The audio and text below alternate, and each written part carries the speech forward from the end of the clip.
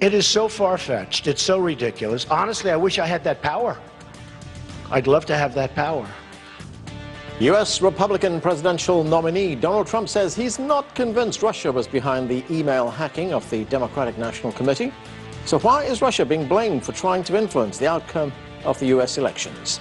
Hello, I'm Anand Naidu in Washington, D.C., and this is The Heat.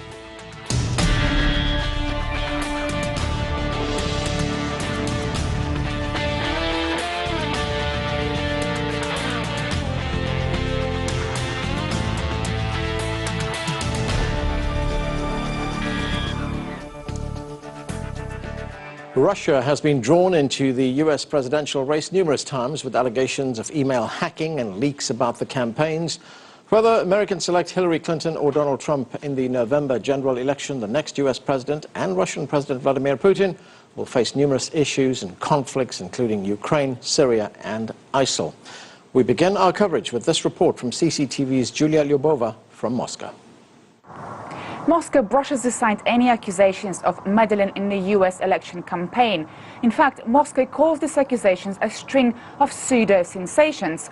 Russian intelligence services were alleged to have hacked into and leaked emails from the Democratic National Committee, with the Kremlin accused U.S. politicians of using what it calls an illusory Russian threat as a trump card. But in fact, Moscow has made it quite clear who it would like to see as the new president of the United States. Vladimir Putin has already called Donald Trump a very talented person, and Russian state media has been showing a string of Trump-friendly reports, while it portrays Hillary Clinton as somebody who cannot be trusted.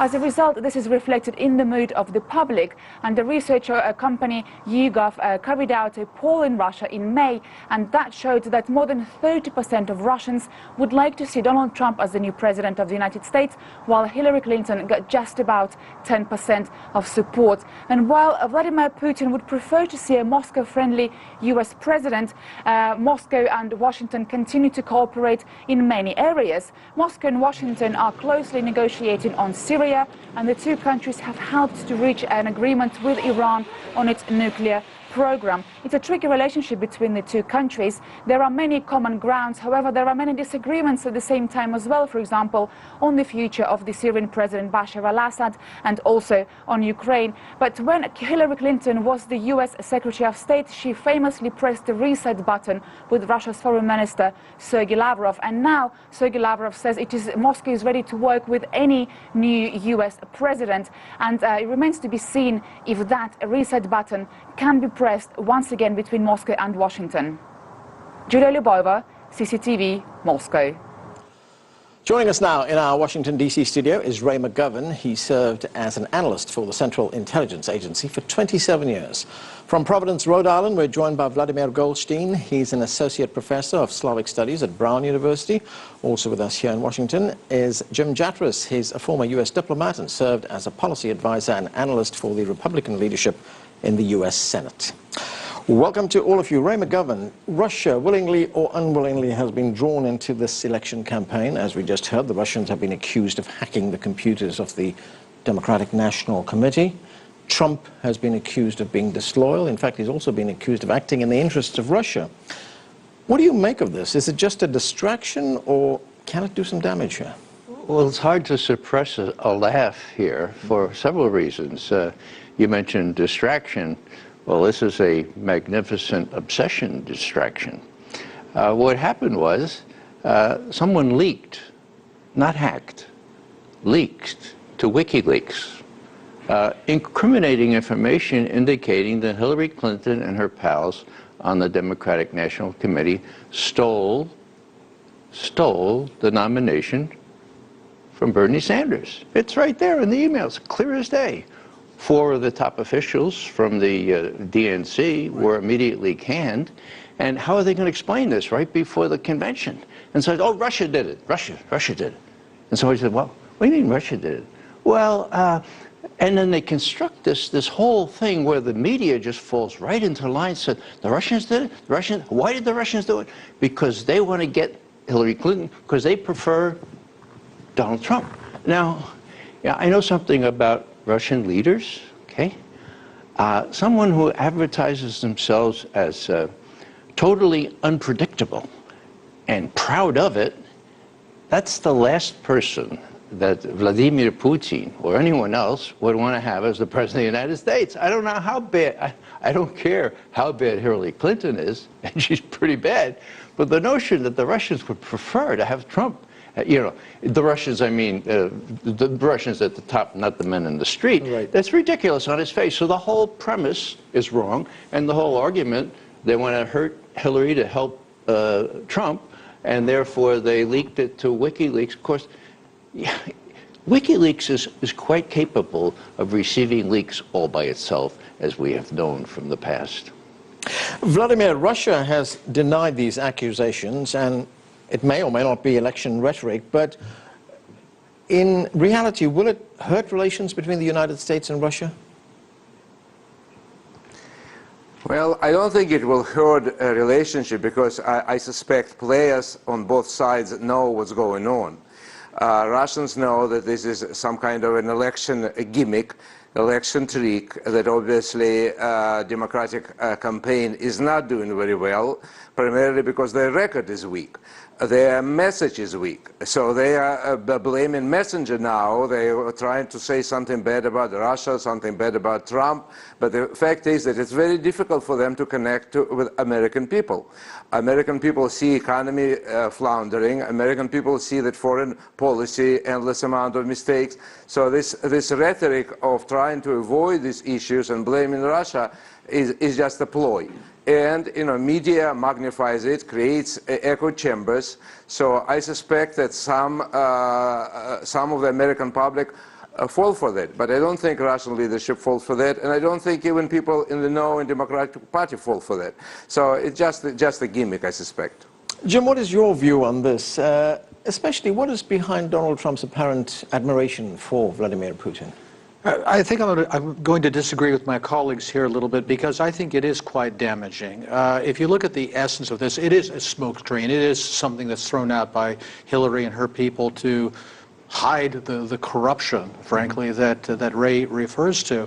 But I do think it is damaging to have this kind of neo-McCarthyite atmosphere of hatred, not only toward Donald Trump, but toward Russia and obviously toward Vladimir Putin.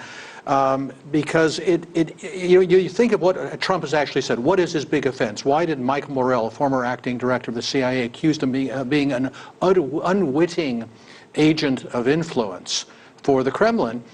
Because he wants to get along with the Russians rather than call them names like thug and Hitler and things like this, language that somebody like Hillary Clinton has used, and frankly a lot of Republican politicians as well. That if we get away from this neoconservative maniacal hatred of Russia and see where our interests coincide in places like Syria, where we do have interests in common, backing off from confrontation in Ukraine, how is this any different from what Trump is proposing from the way Reagan talked to Gorbachev, or the way Brezhnev and Nixon talked, or Eisenhower talked to Khrushchev? I mean, this is a very serious relationship with the only other country on the planet that's capable of destroying us, and we have this mindless hatred being whipped up here. Red's under the bed, even though Moscow's not red anymore. Right. It's really something we haven't seen in decades, and I think it's very, very damaging and rather scary, both internationally and in a domestic political context. Ray, we have seen some commentary that fits into what you've been telling us just a moment ago, and that is, when we look at whom the Russians might want to be president, there was something published by Nina Khrushcheva, who is the great-granddaughter of Nikita Khrushchev, who was the Soviet premier, and she wrote in this commentary piece, she said Putin might prefer Clinton, and the reason, she said, is because Clinton is measured, pragmatic, and more accustomed to Russian-style diplomacy. Well, that may be. It's always a question of compared to what, okay? Now compared to Donald Trump, You have Mr. Unpredictable on the one hand, and then you have Mrs. Very Predictable, who never saw a war that she didn't fall in love with, who has stoked up all kinds of havoc in the Middle East, not only Iraq, Syria, but Libya, where she was pretty much the godmother of that chaos. Right. And so it's really hard for me to think that Putin would have any preference here, It's hard for me to think that He would want somebody totally unpredictable, but by the same token, he knows Hillary Clinton and what she stands for. He knows that Victoria Nuland, who orchestrated the coup d'etat in Kiev on the 22nd. Victoria Nuland was at the State Department. Yeah, she was the Assistant Secretary of State for European Affairs. Still is, isn't she? And she still is, yeah. But she's a protege of Hillary Clinton. She was her public affairs person. So Hillary is very much a piece of what we call the neocons in Washington, and that means someone who thinks, or at least pretends to think, that the United States is the sole indispensable country of the world. Okay, now what does that make, by definition, all the other countries, whether it's Russia, China, or whatever? Well, by definition, that makes them indispensable. Well, people don't get it. Putin himself warned about that in an op-ed in the New York Times, just a couple of weeks after he pulled Obama's chestnuts out of the fire on Syria, okay? He said, we could get those things destroyed, and he did, okay? And he said, you know, I really treasure our new working relationship. This was September 11th, 2013, okay? Right. He said, I treasure our working relationship, but I have to disagree with the president on one thing, and that is that you really shouldn't give any people the notion that they are indispensable or so exceptional that they're apart from the rest of the world. The rest of the world is also worthy of respect.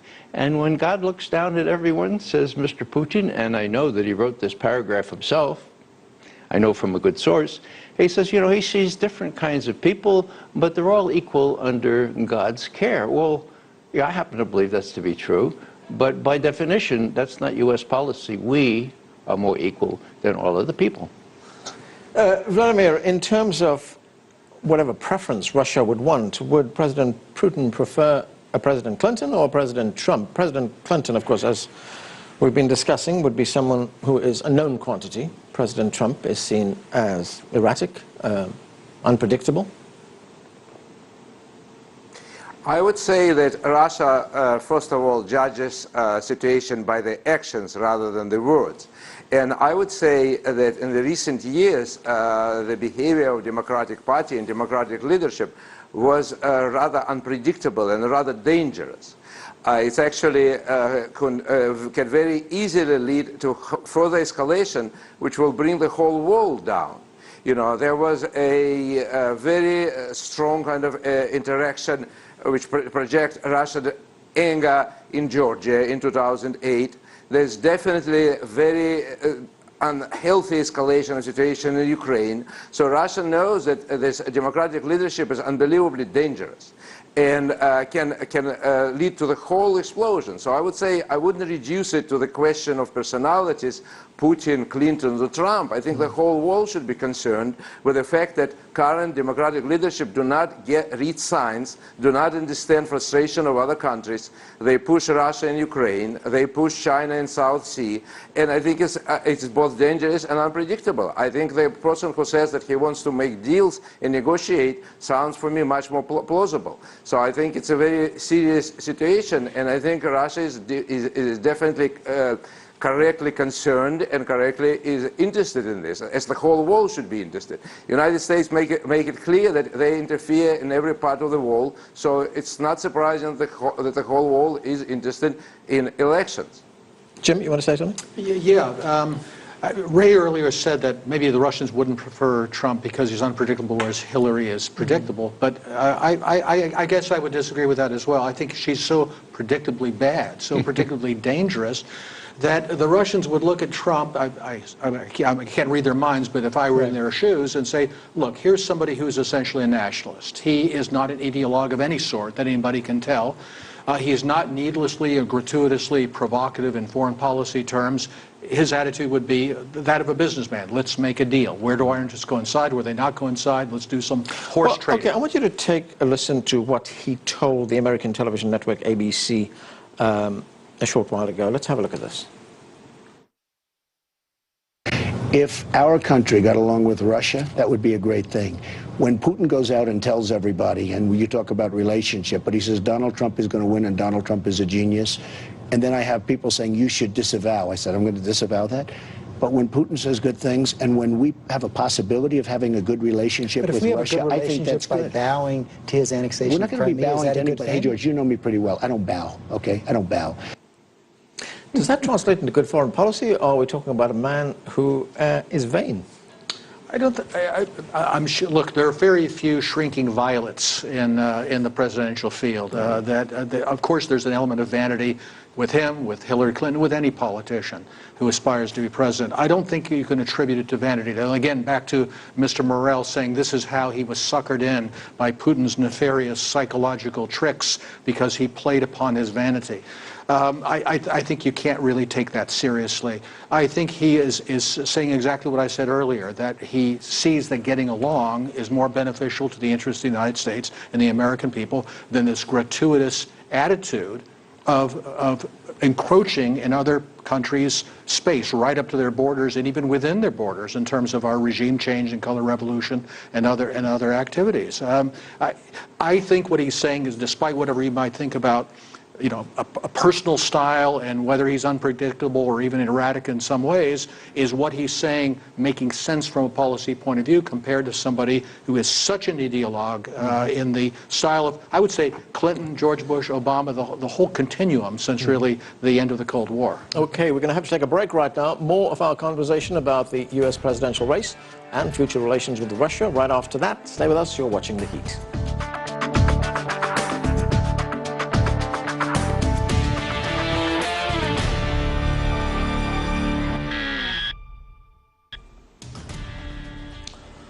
Well, welcome back to The Heat. We're discussing the U.S. presidential race and how the outcome could impact Washington's relationship with Moscow and beyond. Let's get back to our panel right now. Ray, we see a lot of negative perceptions being generated here in the United States about Russia, about President Putin, a lot of it by the media. Let's listen to what Stephen Cohen, the professor emeritus at New York University as well as Princeton University, a Russian scholar, let's listen to what he said during an interview on CNN. We're in a new and more dangerous Cold War with Russia. We're approaching a Cuban Missile Crisis nuclear confrontation with Russia, both along Russia's borders and possibly over Syria. There is absolutely no discussion, no debate about this in the American media, including, forgive me, on CNN. Then along comes unexpectedly Donald Trump, who says something that suggests he wants to end the new Cold War, cooperate with Russia in various places, what we used to call détente. And now, astonishingly, the media is full of what only can be called neo-McCarthyite charges that he's a Russian agent, that he's a Manchurian candidate, that he's Putin's client. So the real danger is what's being done to our own political process. So, Ray, firstly, let me ask you this. Are we heading into a new Cold War here? Well, we're well into a one-sided Cold War. The problem is that Putin won't cooperate. He doesn't want to fight the war? We mounted a coup on his doorstep, and what he did was just to make sure there's only all-weather, all-year naval port was secured by holding the referendum in Crimea. So-called pro-Russian separatists are active in the eastern Ukraine. But that's just because the Minsk Accords, the ones that are supposed to give them some regional autonomy, have not been honored by the regime in Kiev. The regime in Kiev is rife with proto-Nazis. Now, if you look at Putin and you put him there and you look at what he's experienced, he was born after the war, but his big brother was killed and died in Leningrad in the siege. When he looks at all this and sees 31,000 NATO troops on the border between Poland and Russia, well, last time that happened was 75 years ago when they went into Russia, right? Mm-hmm. So I have been impressed by his sang-froid, his unwillingness to be provoked, and I think he has the high cards because this is his neighborhood. Not only that, but I would mention one other thing.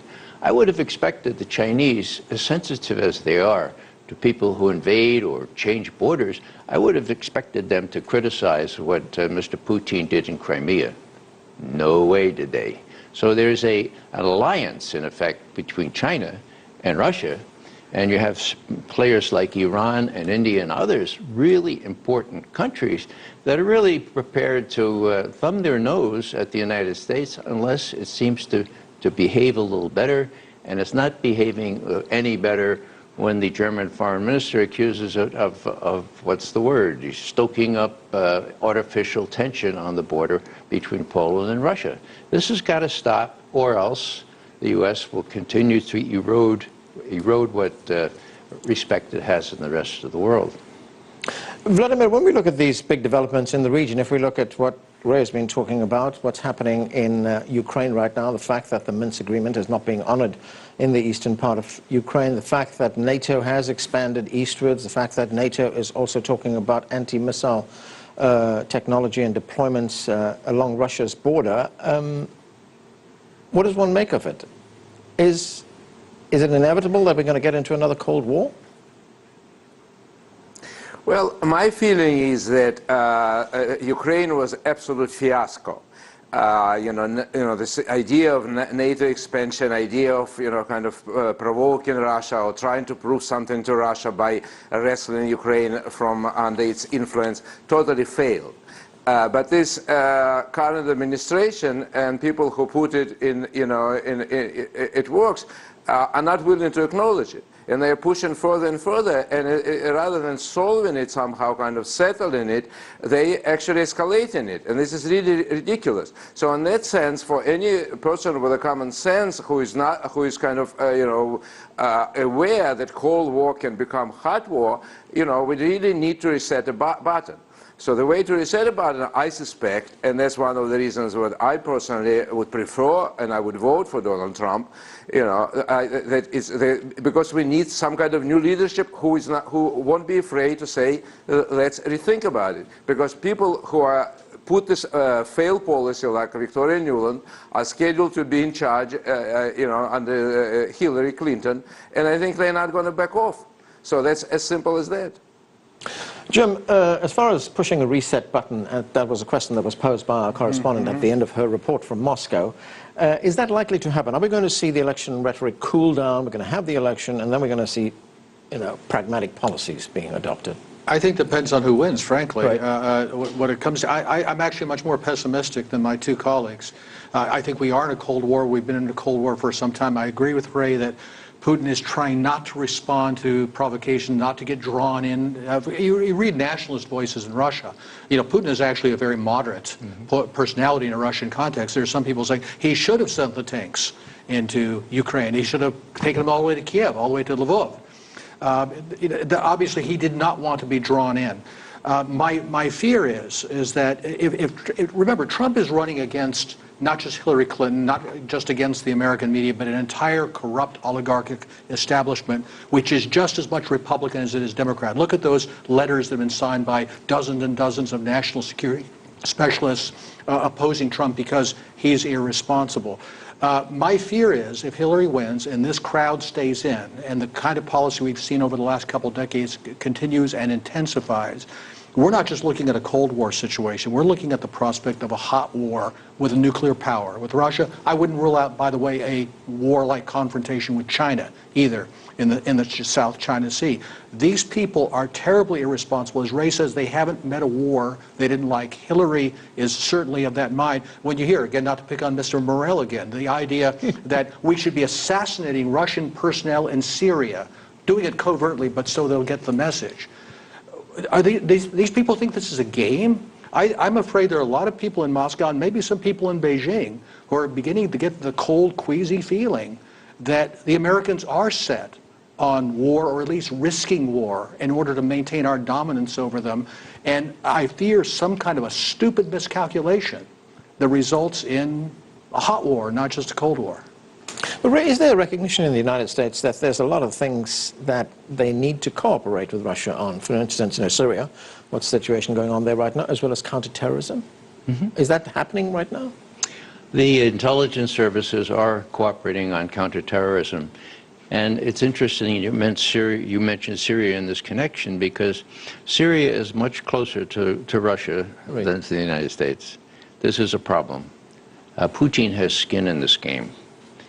He's got about 3,000 Chechens and other people from Central Asia who are being trained, equipped, and becoming really good terrorists in Iraq, Syria, and Turkey, okay? What happens when they come back? He's got to deal with that, and he's told Obama that. You know, when they met at the UN in September, and Putin said, now, I just want to let you know that tomorrow all those planes that we put into Syria, we're going to use them because we're not really satisfied with the progress that you're making. We hope that you'll cooperate with us. To his credit, Obama said, Kerry, meet with Lavrov, work it out, make sure we don't shoot each other down. So you're right, there are areas of cooperation. But when we're talking about Trump, you know, a broken clock is correct, absolutely correct, twice a day, right? And when you look at him react to imagined or real slights, he says, I'm going to punch him in the mouth. Now, is that the kind of person that you want to have with his finger on the nuclear button? I don't think so. And so I think this is, you know, something that really needs to be addressed when the chairman of the Joint Chiefs of Staff says Russia is the existential threat with no proof. What's new? You know, why do you say Russia? Last time it was terrorism. Last time it was some drug that's going on, disease.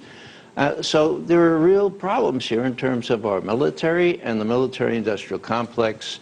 And let's face it, war is really good for business, peace not so good. And that is an entirely new and different conversation. We're going to have to leave it there. Thanks to all of you for joining us. And that's it for this edition of The Heat. I'm Anand Naidu in Washington, D.C. Thanks for watching.